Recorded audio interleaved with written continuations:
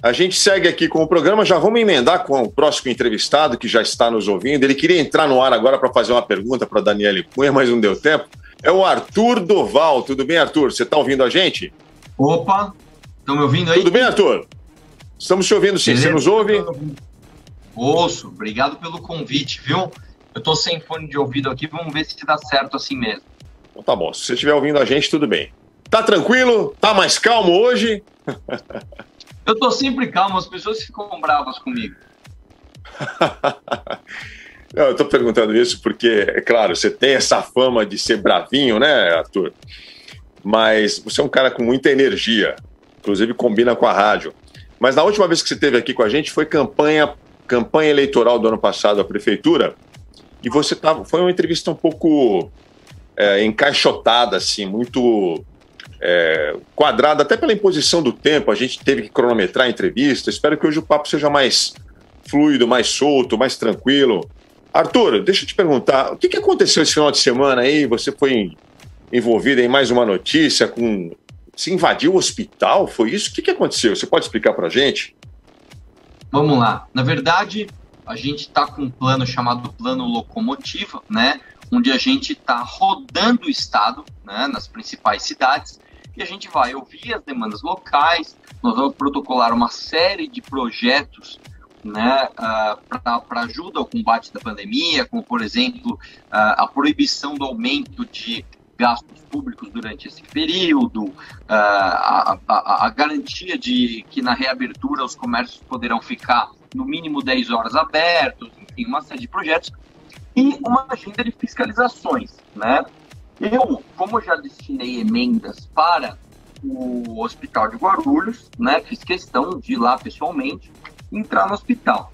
Houve um desconforto inicial, tá? E eu cometi um erro mesmo, porque quando eu cheguei para fiscalizar, o segurança pediu que eu aguardasse a diretoria, né? E eu sabia que eles iam me dar um chá de cadeira, então eu não esperei, eu entrei sem esperar. Isso foi um erro, pedi desculpas, mas a fiscalização foi super tranquila. Inclusive, o resultado da fiscalização foi a gente aplaudir e parabenizar os profissionais de saúde, né? Os profissionais lá do hospital nos agradeceram e nos parabenizaram também pela fiscalização, e o Conselho Regional de Medicina do Rio de Janeiro, inclusive, que é uma entrevista comigo, justamente porque eles acharam a minha fiscalização exemplar. Então, diferente daquela história de pé na porta, de truculência, de desrespeito, de baderna, que, infelizmente, é o que dá mais like, é o que dá mais clique, é o que dá mais visualização, né? Não é isso que a gente vai fazer. Nós fomos lá fazer uma fiscalização branda e respeitosa. Quando você esteve aqui a última vez, você falou que estava fazendo um dossiê sobre o padre Júlio Lancelotti. Queria saber no que deu esse dossiê. Olha, eu fiz uma denúncia no Ministério Público, tá? São casos gravíssimos, envolvendo, inclusive, eu não sei nem se eu posso falar isso, mas inclusive pedofilia. Eu fiz uma denúncia no Ministério Público e agora a gente precisa aguardar que as investigações sejam feitas pelos órgãos responsáveis. Você fez com documentos ou só com declarações?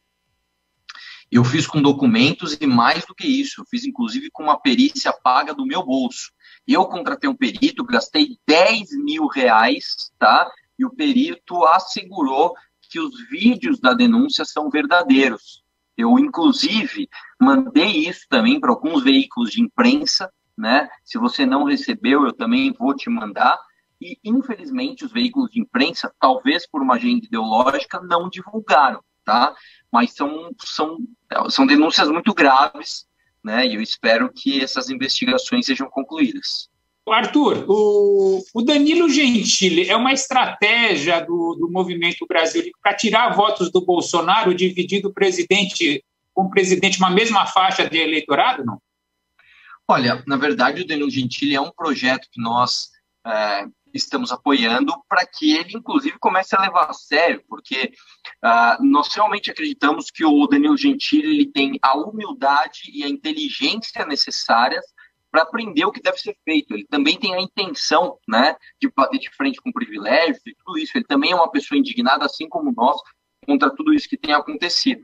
Agora, é óbvio que inclusive os bolsonaristas estão desesperados, porque eles sabem que isso tira votos do Bolsonaro. Isso tira votos do presidente Bolsonaro, né? Muita gente que não aguenta mais o PT, hoje também está decepcionado com o Bolsonaro e precisa de uma terceira via. Então, a construção dessa terceira via, seja qual for o nome, né, apavora os bolsonaristas mais fiéis. Então, sim, cara, nosso projeto Danilo Gentili para 2022 é muito sério. Eu nunca levei essa história como piada. Eu, pessoalmente, levo muito a sério porque nós estamos numa situação desesperadora. Cara, eu tô surpreso. Para mim era um evento midiático aí para causar um movimento aí nas redes.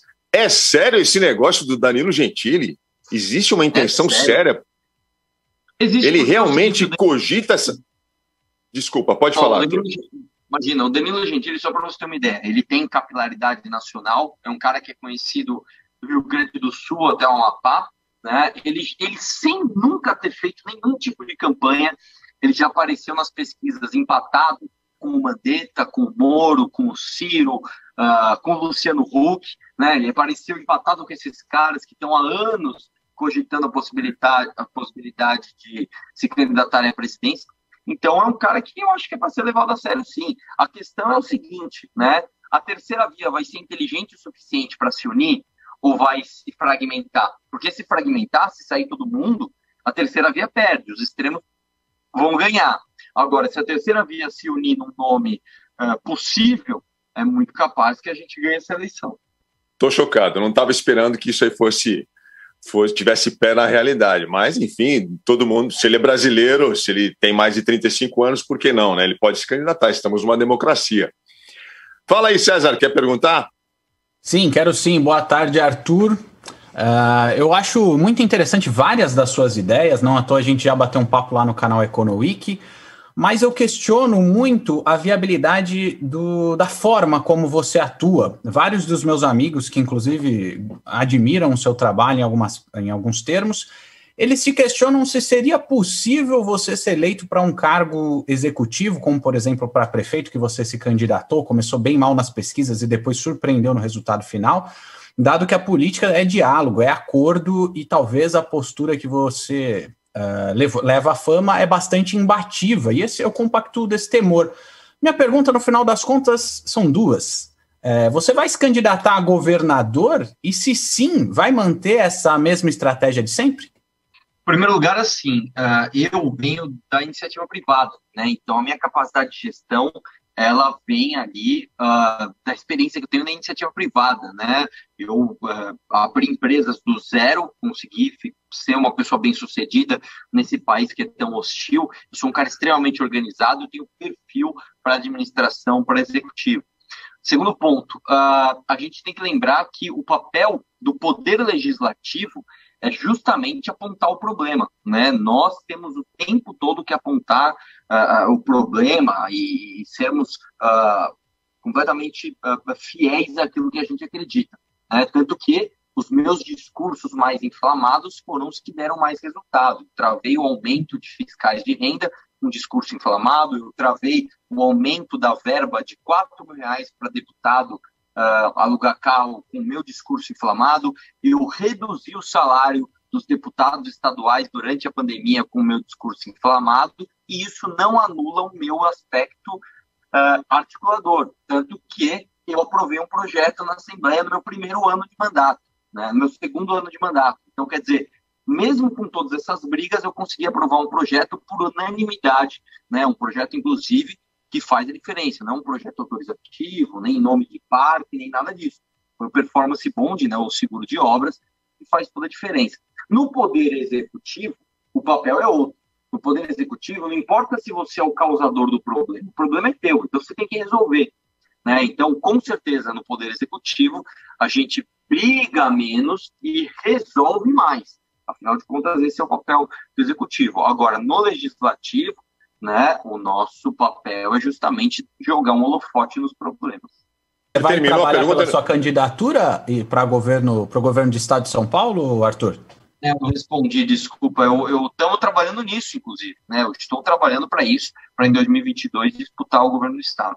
Ô, Arthur, foi legal você ter falado do trabalho da Assembleia Legislativa. A gente comentou aqui outro dia, na semana passada, por conta dessa notícia da inclusão na CPI da pandemia, da investigação sobre as verbas que foram enviadas e como elas foram administradas pelos governos estaduais.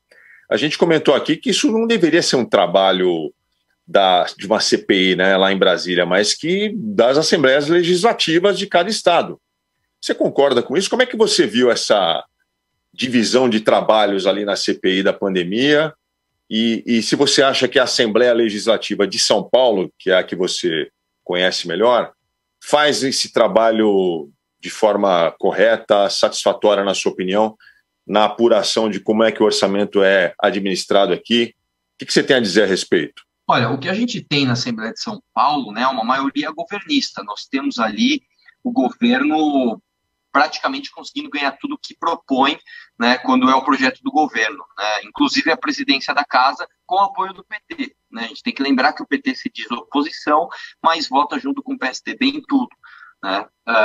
Agora, nós também temos muitos deputados de oposição. Nós temos mais de 20 deputados que se declaram oposição ao governo do PSDB e realmente votam e fazem tudo contra o PSDB. Inclusive, né, nós assinamos, eu sou um dos assinantes, para que se abra uma CPI para se investigar os gastos de estados e de municípios, né, e as ações tomadas durante a pandemia. Tá? Em relação à CPI federal, é óbvio, né, que o Bolsonaro e os bolsonaristas estão desesperados, porque sabem que o presidente cometeu crimes e sabem que uma CPI pode jogar o cocô no ventilador, né, para que todo mundo veja. Então, eles tentam diluir isso, fazendo com que o escopo da CPI se aumente, e aí você tenha menos tempo para se investigar somente o governo federal. Mas, de qualquer forma, eu acho que um erro não anula o outro. Né? Os erros dos governadores não anulam os erros do presidente, e os erros do presidente também não anulam eventuais erros dos governadores. Então, nós temos, de fato, que investigar tudo. Eu acho que num momento tão delicado como esse, o mínimo que a gente deve ter é um pouco de transparência e investigação de todos os entes políticos. Aqui em São Paulo, vocês, deputados estaduais, você disse aí que tem 20 da oposição, você se coloca junto deles. Vocês conseguiram apurar como é que o governo do estado utilizou o dinheiro enviado pelo governo federal no enfrentamento da pandemia aqui no nosso estado? Sim, em primeiro lugar é importante ressaltar o seguinte, né? Existe uma narrativa bolsonarista dizendo que o governo Bolsonaro destinou dezenas de bilhões de reais para os estados, o Bolsonaro é bonzinho e os governadores roubaram todo o dinheiro. Isso é uma mentira. A gente tem que lembrar que não é a União que paga os estados, né? São os estados que pagam a União, né? Nós temos que lembrar que no caso de São Paulo, o dinheiro enviado para o Bolsonaro é 11 vezes maior do que o que ele devolve. Então a pergunta, em primeiro lugar, deveria ser: o que o Bolsonaro fez com o dinheiro de São Paulo? E não o que São Paulo fez com o dinheiro da União.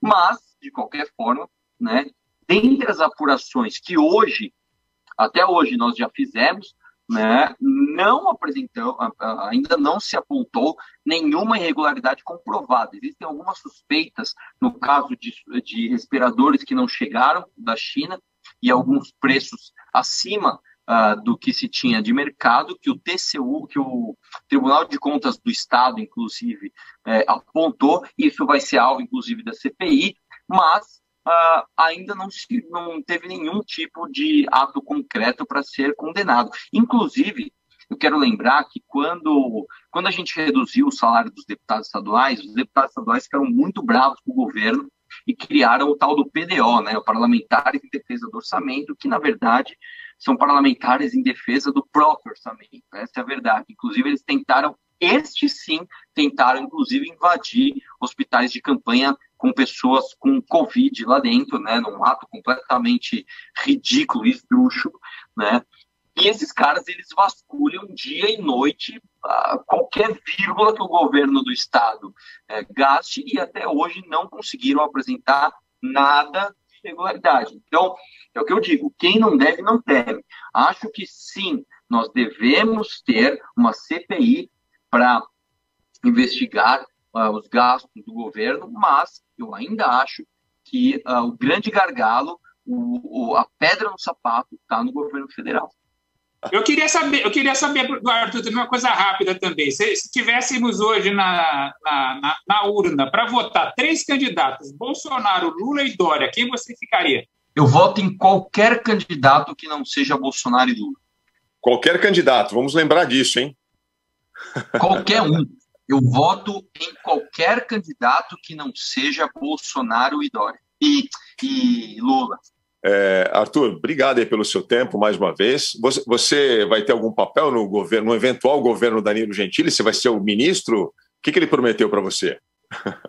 Cara, para mim nada e eu nem quero. Eu não tenho a menor perspectiva, né, de fazer parte do Executivo Federal. Por enquanto, eu estou focado nessa missão do governo do Estado. E eu quero lembrar que, cara, o Ronald Reagan também ganhou a eleição, foi um dos principais presidentes dos Estados Unidos, e ele era um ator também conhecido pela sua atuação midiática. A gente tem que lembrar que o Ratinho Júnior, que é governador do Pará, Ronald Reagan foi político muito tempo antes de virar presidente, né? Ele abandonou a carreira de ator bastante.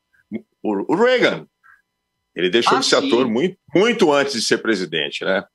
Mas interessante, legal, bom saber. Também. Schwarzenegger também. Nós temos agora um humorista lá na Europa, no leste europeu, que também chegou em segundo lugar nas eleições. Eu realmente acredito que a coerência é o fator principal que o brasileiro mais pede, né? Os extremos hoje, eles estão cada vez mais inconsistentes e cada vez mais contraditórios. Então, que a sensatez faça parte agora da nossa próxima decisão. Quem que é o marqueteiro dele? É o Kim? Cara, por enquanto não tem nenhuma equipe de campanha estruturada, mas eu diria para você que o melhor marqueteiro dele é ele mesmo, né? Não é à toa que ele é um cara muito bem sucedido, ele bate inclusive a audiência da Globo num programa que tem um horário ingrato, né? É um cara que ele é recorde em seguidores no Twitter e é um cara que nunca se furtou de posicionamentos, ainda que polêmicos. Não é à toa que o governo federal tenta prendê-lo, né? O PGR, a gente tem que lembrar, o PGR já tentou 2 vezes prender o Danilo Gentili e censurá-lo, tirá-lo das redes sociais, né? Então é um cara que está vindo aí para incomodar, você pode ter certeza. Tá certo. Arthur, obrigado, viu? Você sabe que você tem a porta aberta aqui, sempre que você quiser falar, tiver alguma notícia, alguma informação relevante, manda aí que a gente coloca você no ar, tá bom? Obrigado, viu? Obrigado a vocês pelo convite mais uma vez. Valeu, foi uma ótima conversa com Arthur Duval, deputado estadual aqui de São Paulo. A grande verdade.